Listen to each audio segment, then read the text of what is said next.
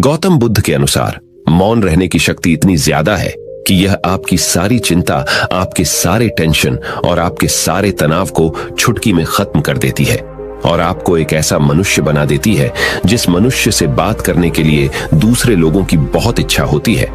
एक बार गौतम बुद्ध अपने आश्रम में अपने सभी शिष्यों को शिक्षा दे रहे थे कि दुनिया की सबसे तेज छुरी हमारी जबान है और दुनिया के सबसे खतरनाक हथियार हमारे शब्द है, जो बिना किसी का खून बहाए लोगों को अंदर ही अंदर मार सकते हैं।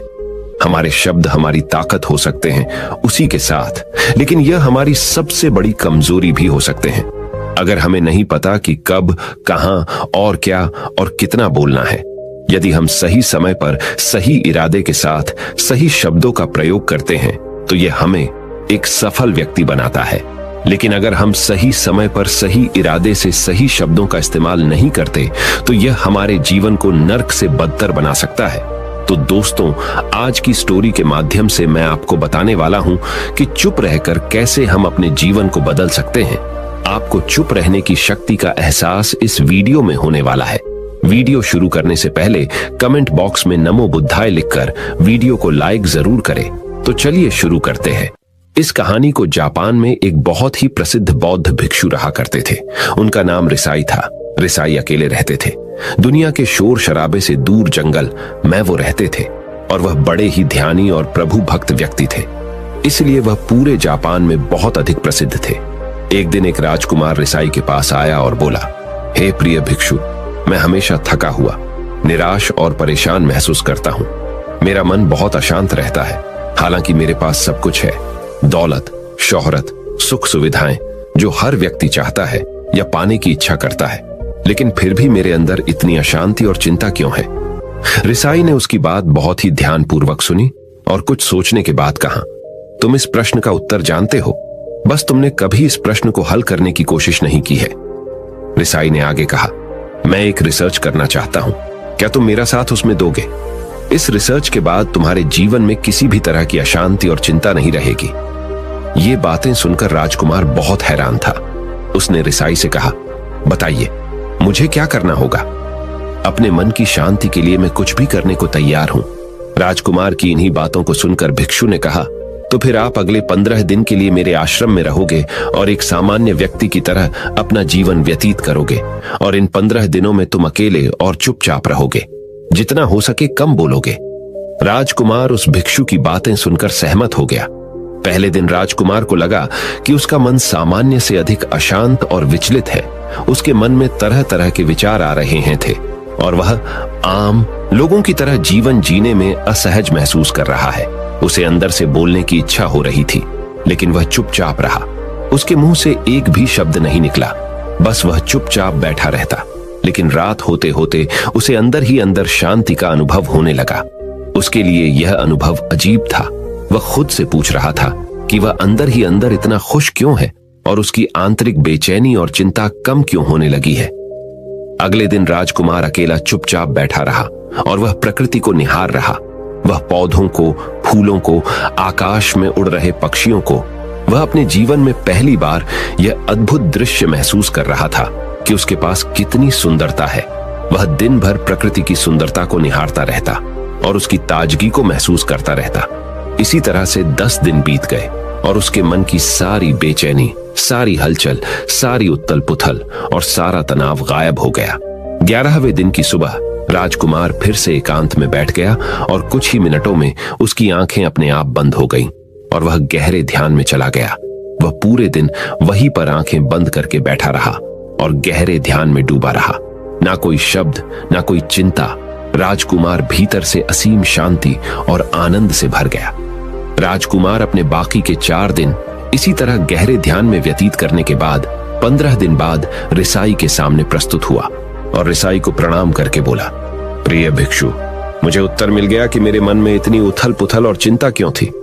मैं जान गया कि मेरा मन इतना अशांत और विचलित क्यों था। रिसाई मुस्कुराते हुए पूछा, बताओ, क्या उत्तर मिला तुम्हें? राजकुमार ने कहा, मैं आवश्यकता से अधिक बातें करता था। मैं किसी पर भी अपने शब्द और ऊर्जा व्यर्थ करता था।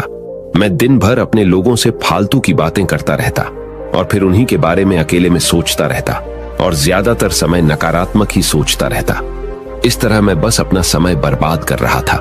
ज्यादा बोलने और नकारात्मक सोचने की वजह से मेरा मन अशांत और बेचैन हो गया था, और इसी वजह से मैं किसी भी काम को ठीक से नहीं कर पा रहा था, जिसकी वजह से मैं हर काम में असफल होने लगा।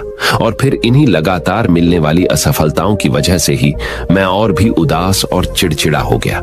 इन्हीं सभी चीजों की वजह से मेरा जीवन नष्ट हो रहा था। लेकिन यहाँ पर बिताए हुए 15 दिन मेरे लिए पूरी तरह से अलग थे। मुझे कुछ अलग ही एहसास यहाँ पर हो रहा था। अब मुझे ऐसा लग रहा है मैं अपना जीवन पूरी तरह से जी रहा हूँ, लेकिन इससे पहले मैं अपना जीवन गलत तरीके से जी रहा था। और मैंने यह भी सीखा कि हमें सिर्फ ध्यान करने की जरूरत नहीं है। ध्यान अपने आप होता है जब हम शांत और मौन होते हैं। ध्यान के पिछले कुछ दिनों के दौरान मैंने जो पहली चीज सीखी वह यह है कि मनुष्य के जीवन की सबसे महत्वपूर्ण चीज स्वयं को जानना ही है। यह सुनकर रिसाई ने कहा, सिर्फ तुम ही नहीं, दुनिया में ज्यादातर लोग जरूरत से ज्यादा बोलते हैं। आज भी लोग ज्यादातर समय केवल एक दूसरे को नीचा दिखाने के लिए ही बोलते हैं। कुछ लोग ना चाहते हुए भी बातें करते हैं और अपना जीवन बर्बाद कर लेते हैं। रिसाई ने राजकुमार को चुप रहने का महत्व समझाते हुए कहा। एक बार गौतम बुद्ध से उनके शिष्यों ने पूछा, प्रिय बुद्ध, आप ज्यादातर समय चुप क्यों रहते हैं? बुद्ध ने कहा, क्योंकि चुप रहने से व्यक्ति अंदर से अनंत शांति की गहराइयों में होता है। मौन अपने भीतर उतरने की पहली सीढ़ी है। मौन के बिना स्वयं को जानना असंभव है। स्वयं को जानने और समझने का पहला नियम है कि मौन हो जाओ। उतना ही बोलो जितना अत्यंत आवश्यक हो। बेफिजूल की बातें करना छोड़ दो। तुम अचानक पाओगे कि 90% से भी ज्यादातर लोग व्यर्थ ही ज्यादा बोलकर अपना समय बर्बाद कर रहे हैं। ना बोलने का कोई भी नुकसान नहीं है, लेकिन यदि आप ज्यादा बोलते हैं तो आप अत्यधिक गलती कर देते हैं। अगर व्यक्ति कम बोलना शुरू कर दे तो दुनिया की 90% मुसीबतें कम हो जाएगी, झगड़े फसाद कम हो जाएंगे, उपद्रव कम हो जाएंगे। अगर लोग थोड़ा चुप रहना सीख लिए, संसार की बहुत सारी समस्याएं हैं, बहुत सारा उपद्रव सिर्फ बोलने से पैदा होते हैं। सारी बात मौन सीखने की है। जब तुम नहीं बोलते तब तुम एकांत में अकेले हो गए।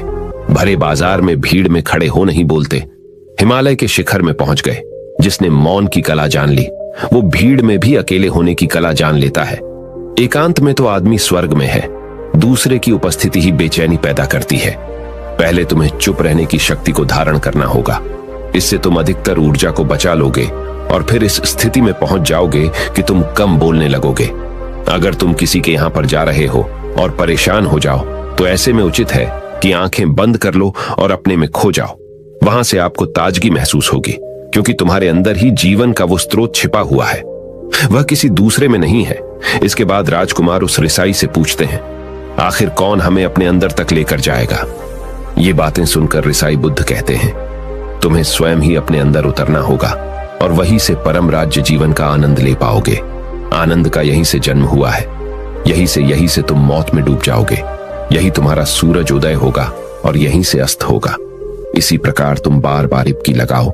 जब भी तुम इबकी लगाकर लौटोगे वहां से तुम पाओगे फिर ताजगी भरी जीवन की नई संपदा मिलेगी। इस नई शक्ति के जन्म होने से तुम्हारी थकान गई, उदासी गई, चिंता गई। जैसे कोई स्नान करके लौटता है तो शरीर शीतल हो जाता है, शांत हो जाता है। ऐसे ही जब कोई भीतर से साफ होकर वापस आता है, मौन में स्नान करके लौटता है, तो समस्त अस्तित्व, समस्त व्यक्तित्व शांत और मौन हो जाता है, आनंदित हो जाता है। जब तुम आंतरिक मौन की उस पराकाष्ठा पर पहुंच जाओगे तब तुम पाओगे कि बोलने से भी तुम्हारा मौन खंडित नहीं होता, वो बना ही रहता है। उसकी एक अंतर्धारा लगातार तुम्हारे भीतर बहती रहती है। तुम बोलते तो हो, तुम शब्द का उपयोग भी करते हो, लेकिन वो तुम्हारे मौन को खंडित नहीं कर पाती। एक बार गहरे मौन में स्थिर हो जाओ, फिर तुम्हारी वाणी में भी मिठास आ जाएगी। तुम्हारा बोलना संगीत पूर्ण होगा, तुम्हारा बोलना सत्य होगा। तुम बोलोगे तो दूसरों पर भी शीतलता छा जाएगी। जैसे ही तुम अंदर से चुप होते हो, तुम इतने शक्तिशाली होने लगते हो कि समाज की निर्भरता तुम छोड़ने लगते हो और तुम्हारे जीवन में एक मस्ती आती है जो केवल दीवानों के जीवन में होती है। तुम्हारे चेहरे पर एक नई रौनक आ जाती है। तुम्हारी आंखें किसी अमृत के समान हो जाती है और तुम अनंत शांति के समुद्र में डूबने लगते हो। इतना कहकर भिक्षु रिझाई ने अपनी बात खत्म की और वो मौन में चले गए। राजकुमार उनका धन्यवाद कर कर अपने महल में चला गया।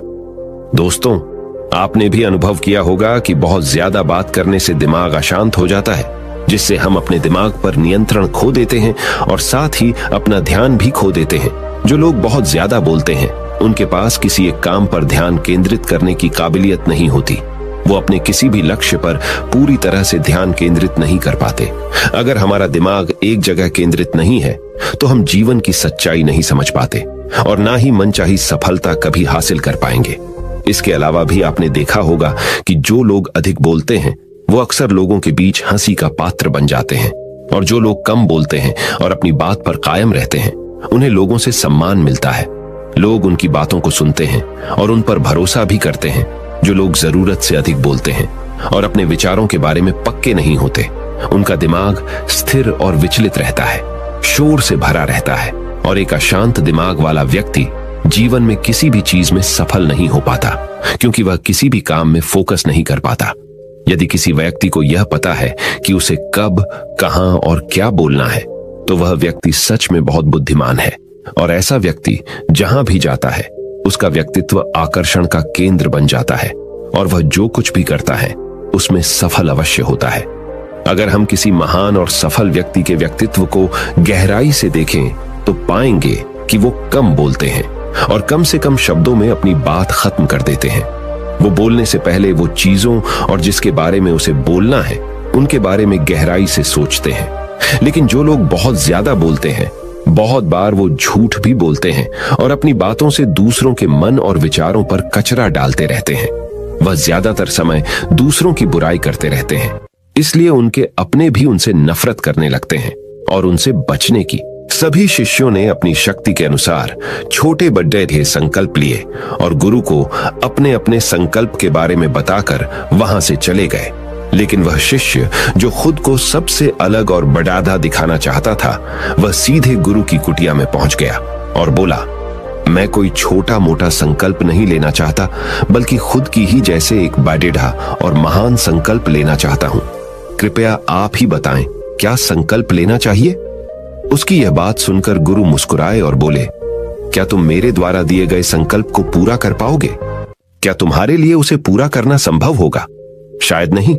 वह तुम्हारे लिए संभव नहीं है, तुम उसे पूरा नहीं कर पाओगे, इसीलिए तुम खुद ही कोई संकल्प ढूंढो। शिष्य ने कहा, नहीं गुरुदेव, आप जो भी संकल्प मुझे देंगे मैं जरूर उसे पूरा करूंगा।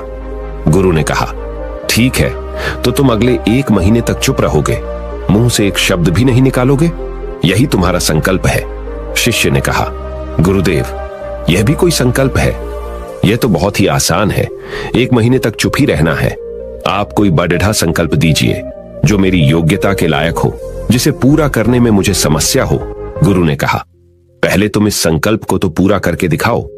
शिष्य ने गुरु की बात मान ली और वह उसी समय चुप हो गया और पलटकर कुटिया से बाहर चला गया। उसे चुप रहना बहुत आसान लग रहा था। उसने एक दिन तो जैसे तैसे चुप रहकर काट लिया, लेकिन दूसरे दिन से उसके मन में ना बोलने का बोझ बढ़ने लगा।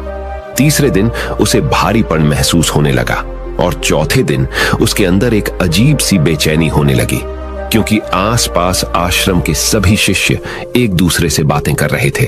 वह भी अपना पक्ष उनके सामने रखना चाहता था, उनकी बोलती बंद कर देना चाहता था, लेकिन उसका संकल्प उसके आड़े आ रहा था। इसीलिए वह पूरे दिन सिर्फ मुंह और आंखें बनाता रहता। इसी तरीके से कुछ दिन और बीते और वह शिष्य बीमार DDDH गया। उसका सिर फटा जा रहा था, उसका खाने पीने तक का मन नहीं कर रहा था, वह सिर्फ बोलना चाहता था। वह गुरु के पास गया और उनके सामने बैठकर लिखकर उन्हें बताया, गुरुदेव, मैं बोलना चाहता हूं, बिना बोले मुझे सांस नहीं आ रही, मेरा दम घुटता जा रहा है, मैं अंदर ही अंदर पागल हुआ जा रहा हूं, मैं क्या करूं? संकल्प तोड़ दूं क्या? यह पढ़कर गुरु मुस्कुराए और बोले, संकल्प तो तोड़ने के लिए ही होते हैं, लेकिन जो अपने संकल्प को पूरा कर लेता है वही अपनी आंतरिक शक्ति को बढ़ाता है, और जो अपनी आंतरिक शक्ति को बढ़ा लेता है वह समाज और जागृति की राह पर आगे भी आज जाता है। संकल्प का लेना भी तुम्हारे हाथ में था और इसे तोड़ना भी तुम्हारे ही हाथ में है। तुम्हारे बहुत से भाई अपने संकल्प को तोड़कर अपनी पुरानी दिनचर्या पर वापस आ चुके हैं। अगर तुमसे नहीं हो पा रहा तो तुम भी संकल्प तोड़कर अपनी पुरानी दिनचर्या पर वापस जा सकते हो। लेकिन याद रहे, अगर आज तुम इस छोटे से संकल्प को नहीं संभाल पा रहे तो तुम अपनी बाकी की पूरी जिंदगी को कैसे संभाल सकोगे? बाकी फैसला पूरी तरह से तुम्हारे हाथों में है। गुरु की यह बात उस शिष्य के दिल में चोट कर गई। वह बिना कुछ बोले वहां से वापस चला गया और खुद को अपनी कुटिया में बंद कर लिया। वह केवल अपने जरूरी कामों के लिए ही कुटिया से बाहर निकलता, बाकी सारे समय कुटिया के अंदर ही बैठा रहता। 15 दिन बीत चुके थे और आश्रम के लगभग सभी शिष्यों का संकल्प अब तक टूट चुका था, लेकिन उसका संकल्प अभी भी जारी था। संकल्प लेने के बाद से अब तक उसने एक शब्द भी नहीं बोला था। सारा आश्रम हैरान था कि इतना बोलने वाला इंसान चुप कैसे हो गया।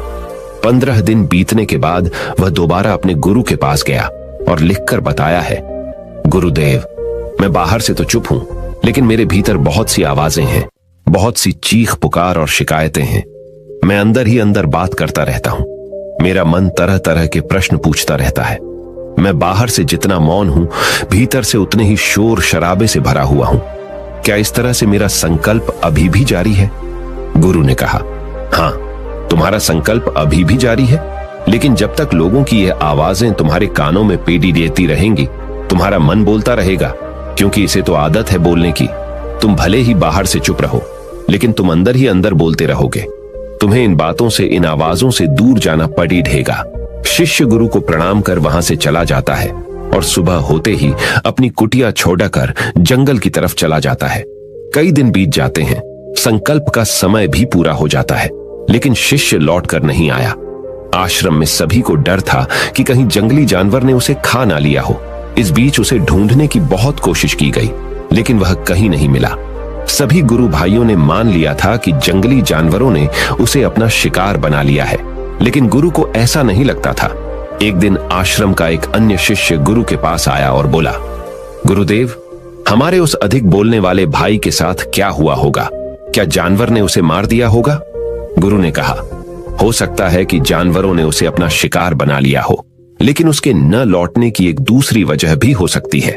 शायद उसे वह मिल गया है जिसके लिए वह गया था। फिर शिष्य ने पूछा, गुरुदेव, क्या ज्यादा बोलना इतना हानिकारक होता है? गुरु ने कहा, इंसान के जीवन के बहुत सारे दुखों में से एक दुख यह भी है कि वह कभी चुप नहीं रह सकता, हमेशा कुछ ना कुछ बोलता ही रहता है। सिर्फ हमारे बोलने के कारण हमारे आधे से ज्यादा दुख पैदा होते हैं। परिवार के अधिकतर झगड़ों की वजह हमारा बेमतलब बोलना ही होता है। हम में से कोई भी चुप नहीं रहना चाहता। हम बस सामने वाले को सुना देना चाहते हैं। जो भी हमारे मन में है सब निकालकर उसके मन में बैठा देना चाहते हैं। उसे समझा देना चाहते हैं कि देख, तू गलत है और मैं सही। और इस तरीके से सब एक दूसरे की सडड ही गली बातों को ग्रहण कर रहे हैं। इस तरीके से सुनने और सुनाने का यह काम जिंदगी भर चलता रहता है। लेकिन इस नासमझी में हम अपना समय, अपना जीवन, अपनी समझ और सबसे महत्वपूर्ण व कीमती पल जो जिए जा सकते हैं, जिनको अनुभव किया जा सकता है, जिनमें आनंद को प्राप्त किया जा सकता है, यह सब खो देते हैं। लेकिन इसके बदले हमें मिलता क्या है? कुछ नहीं, सब व्यर्थ और बर्बाद हो जाता है। इस पागलपन में हमने क्या खो दिया? इसका एहसास केवल कुछ ही लोगों को हो पाता है। बाकी लोग जैसे उन्हें अपने आने का पता नहीं, वैसे ही उन्हें अपने जाने का भी पता नहीं चल पाता। शिष्य ने कहा, तो फिर इसका समाधान क्या है? गुरु ने कहा, पूरी जागरूकता के साथ अपने विचारों को देखना यही एकमात्र तरीका है। सारी मानसिक समस्याओं का वर्तमान में रहकर चिंतन करना, पूरी जागरूकता के साथ अपना काम करना जिंदगी में चमत्कारिक बदलाव ला देता है। उसके बाद वह शिष्य गुरु से अपने प्रश्नों का उत्तर पाकर उनको प्रणाम करके वहां से चला गया। उस शिष्य को आश्रम छोड़ कर गए हुए 3 महीने का समय बीत चुका था, लेकिन उसकी कोई खबर न थी। अब तक तो सभी गुरु भाइयों ने भी उसके वापस लौटने की उम्मीद छोड़ दी थी। लेकिन एक दिन वह आश्रम लौट आता है। उसे देखकर सभी के आश्चर्य और खुशी का ठिकाना न रहा। लेकिन अब वह नहीं था जो यहां से गया था, वह कुछ और ही बनकर वापस आया था। उसके अंदर एक गजब का बदलाव महसूस किया जा सकता था। उसके चेहरे पर एक गजब का ठहराव और आंखों में बनी शांति थी।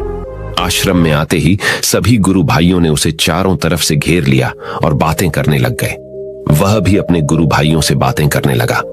उससे बात करने वाले सभी ने यह अनुभव किया कि अब वह पहले जैसा उतावला और बातूनी नहीं रह गया था। उसके मुंह से एक एक शब्द बहुत ही सुलझे हुए और मधुरता के साथ निकल रहे थे। थोड़ी देर तक गुरु भाइयों से बात करने के बाद वह सीधा गुरु की तरफ चला गया। उसने गुरु के चरण छुए और कहा, गुरुदेव, क्या मैं अब भी मौन हूं? क्या अब भी मेरा संकल्प जारी है? गुरु ने कुछ देर तक शिष्य की आंखों में बड्ढे ध्यान से देखा और कहा, हां, तुम अब भी मौन हो। तुम्हारे मुंह से एक भी शब्द निकल नहीं रहा और तुम्हारा संकल्प अभी भी जारी है। शिष्य ने कहा, गुरुदेव, जब मैं आश्रम से गया तो मैं मुंह से तो चुप था, लेकिन मेरे अंदर बहुत सी आवाजें थीं, मन में बहुत से प्रश्न थे और वह बंद नहीं हो रहे थे। तो मैं जंगल में चला गया, इस उम्मीद से कि वहां मुझे शांति मिलेगी और मेरे मन की बकबक कम हो जाएगी। लेकिन मैं जितना एकांत में जाता गया, मेरे अंदर की आवाज उतनी ही तेज होती गई। मेरे भीतर की पुरानी से पुरानी आवाज मुझे सुनाई देने लगी। तब जाकर मैंने महसूस किया कि मैं कितना गलत कर रहा था। जब मैं अपने परिवार वालों, दोस्तों को और गुरु भाइयों को बुरा भला कहता था तो उस समय मुझे लगता था कि मैं सही कह रहा हूं। जब मैं गुरु भाइयों की एक दूसरे से चुगली करता था और उनका मजाक बनाता, तब भी मुझे यही लगता था कि मैं उनसे बेहतर हूं और मैं सही कर रहा हूं। लेकिन उस दिन मैंने पहली बार महसूस किया कि मैं कितना गलत बोलता था। काफी दिनों तक ये आवाजें, ये शिकायतें मेरे अंदर चलती रही, लेकिन धीरे धीरे करके एक दिन ये सारी आवाजें मेरे अंदर से समाप्त हो गई। अब मैं भीतर से भी मौन हो गया। उस घने जंगल में बाहर से कोई बोलने वाला था नहीं और भीतर कोई आवाज बची ही नहीं थी, और मैं उस दिन पहली बार मौन का सही अर्थ समझा। मेरे चारों तरफ बहुत शांति थी। हालांकि अभी भी कुछ आवाजें आ रही थी जो पहले भी आती थी, लेकिन मैं उन्हें सुन नहीं पाता था। पर अब वह सभी आवाजें मुझे स्पष्ट रूप से सुनाई दे रही थीं। हवा के चलने की आवाज, चिड़ियों के चहकने की आवाज और पानी के बहने की आवाज, ये सभी आवाजें मैंने पहली बार पूरे होशपूर्वक सुनी। अपने चारों तरफ इतनी शांति मैंने पहले कभी महसूस नहीं की थी। तो इस शांति को भंग करने के लिए मैंने पहली बार अपने मुंह से कोई शब्द निकाला। मैं चिल्लाया, हे ईश्वर, ये कैसी शांति है? सभी कुछ इतना शांत क्यों है? ऐसा क्या हो गया? लेकिन मेरे चिल्लाने के बाद भी शांति भंग नहीं हुई। सब कुछ पहले जितना ही शांत था, बाहर भी और भीतर भी। हे गुरुदेव, मैंने अपने गुरु भाइयों से बात की, मैंने आपसे बात की। मैं बोल रहा हूं, मैं चल रहा हूं, मैं सब कुछ देख रहा हूं, लेकिन मैं अपने भीतर एकदम एकांत में हूं, मौन में हूं। भीड़ डैच में होता हूं, तब भी भीतर से अकेला एकांत में होता हूं। जब मैं खुद में भी शोर करना चाहता हूं, तब भी एकांत में ही होता हूं। अब सब दिखाई पड़ी डाहने लगा है, सब सुनाई पड़ी डाहने लगा है। गुरु ने कहा, जब तक हम बाहर की तरफ बोलते रहेंगे, भीतर अशांति ही रहेगी। लेकिन जिस दिन हम भीतर की तरफ मुड्डाह जाएंगे, तब हमारे मुंह से कुछ भी निकलेगा, हम शांत ही रहेंगे। दुनिया में जितनी भी बुराइयां हैं, ज्यादातर हमारे बोलने से ही उत्पन्न होती है, क्योंकि हम चुप रहना नहीं चाहते। हम जितनी जरूरत है उससे कहीं ज्यादा बोलते हैं। हम सामने वाले को सुनना नहीं चाहते, बल्कि उसकी बोलती बंद कर देना चाहते हैं। उसे समझा देना चाहते हैं कि मैं कौन हूं, मैं क्या कर सकता हूं। और यही हमारी जिंदगी का मकसद बनकर रह जाता है। हमारी सारी ऊर्जा व्यर्थ के बोलने में बर्बाद होती रहती है। ऐसे ही समाज में लोगों का जीवन दुखों से भर जाता है, जो हमेशा एक दूसरे को सुनाने में लगे रहते हैं। कभी एक दूसरे को सुनना नहीं चाहते, समझना नहीं चाहते, और चुप रहना तो उन्होंने कभी सीखा ही नहीं, क्योंकि चुप रहना उन्हें छोटा महसूस करवाता है। दुनिया की सभी लड़ाइयों का कारण हमारा बोलना ही है। इसलिए हमें सिर्फ उतना ही बोलना चाहिए जितना जरूरी हो, क्योंकि व्यर्थ का बोलना ऊर्जा को नष्ट करना है, और यह बोलना ही हमें कभी अपने भीतर की ओर लौटने नहीं देता, क्योंकि यह हमें बाहर की ओर खींच कर रखता है। और बाहर है ही क्या इस संसार के अलावा। लेकिन अगर अपने भीतर के संसार की ओर मोड़ना है तो इस मुंह को बंद ही रखना चाहिए। इसीलिए जितने भी बुद्ध हुए, आत्मज्ञानी हुए, वह सभी एकांत की ओर भागे, ताकि उन्हें ज्यादा न बोलना पड़ी डेहे, ज्यादा सुनना न पड़ी डीहे। वह एकांत में रहे और शांत रहे, इसीलिए आसानी से भीतर की यात्रा कर पाए। लेकिन अगर कोई चाहे तो इस संसार में रहकर भी एकांत में रह सकता है, शांत रह सकता है। लेकिन इसके लिए उन्हें अपनी ऊर्जा बचानी होगी, जिसे वह अब तक अपने व्यर्थ के शब्दों में बर्बाद कर रहे थे। दोस्तों, इस कहानी की सीख यही है कि व्यर्थ का बोलना ऊर्जा को नष्ट करना है। ज्यादा और व्यर्थ बोलना ही हमें अपने भीतर की ओर लौटने नहीं देता, क्योंकि यह हमें बाहर की ओर झुकाए रखता है। और जिन्हें भीतर की यात्रा करनी है उन्हें अपने मुंह को बंद ही रखना चाहिए। मुझे उम्मीद है कि आपको यह कहानी पसंद आई होगी और काफी कुछ सीखने को मिला होगा। कहानी के बारे में अपने विचार आप हमें नीचे कमेंट बॉक्स में कमेंट करके बता सकते हैं। नमो बुद्धाय।